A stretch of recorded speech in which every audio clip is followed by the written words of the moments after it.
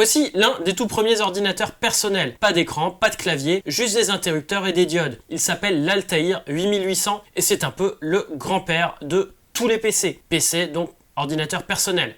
Et oui, on peut même l'utiliser sur cette carte minuscule. L'Altair 8800 sort en 1975 dans une revue, vendue en kit par la société MITS. On le programme avec des interrupteurs et il répond avec des LED. C'est rustique mais révolutionnaire. On peut y brancher un écran, mais bien sûr c'est optionnel. Quand Bill Gates et Paul Allen découvrent ça, eh bien ils se disent tiens, on va lui écrire un BASIC, qui était le langage de base à l'époque. Et hop, eh bien ils l'ont fait et ont créé Microsoft. Cet Altair, à quoi il servait? Eh bien, il servait à apprendre, à expérimenter, à jouer avec du code binaire. Les passionnés l'utilisaient pour faire des calculs, des jeux de logique ou simplement pour le plaisir de dompter la machine bit par bit. Et il a finalement servi pour faire quelques machines de contrôle industriel. Et maintenant, la magie, c'est une machine qui me fait rêver, même si elle est très limitée bien sûr, vu son âge. Eh bien, on va la faire tourner sur la TTZO VGA. On peut retrouver presque ce feeling brut, puisqu'il va falloir que si je voulais la retrouver complètement, il faudrait que je fasse un peu d'électronique avec des LED et des interrupteurs pour pouvoir revivre cette carte. Ça sera l'objet d'une autre vidéo.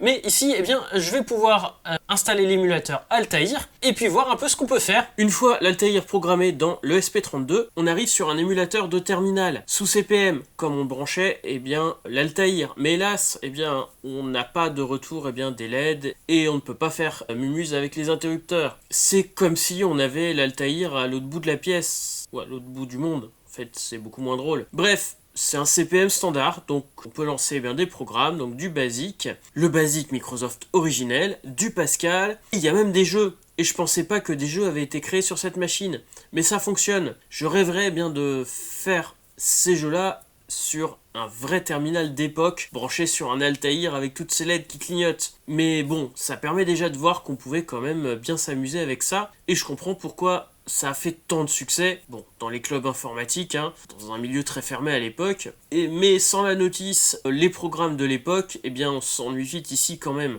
Faudrait quand même que je lise la notice pour mieux comprendre. Le BASIC à l'époque était chargé avec une bande de papier perforé. Ici, on a l'avantage, en 2025, malheureusement, de ne pas revoir cette bande perforée, mais d'avoir un outil qui, sur microSD, la charge instantanément et la bande ne se déchire pas. C'est minimaliste, mais on sent vraiment ce frisson de pionnier. L'Altair, c'est la preuve qu'on peut faire naître une révolution avec des interrupteurs, du métal et de l'audace. Au prochain épisode, on va montrer la puissance d'un autre ordinosaure minimaliste, le ZX81. Abonnez-vous si vous voulez plus de vidéos sur l'histoire de l'informatique et des technologies en général, dont les technologies hi-fi. Salut!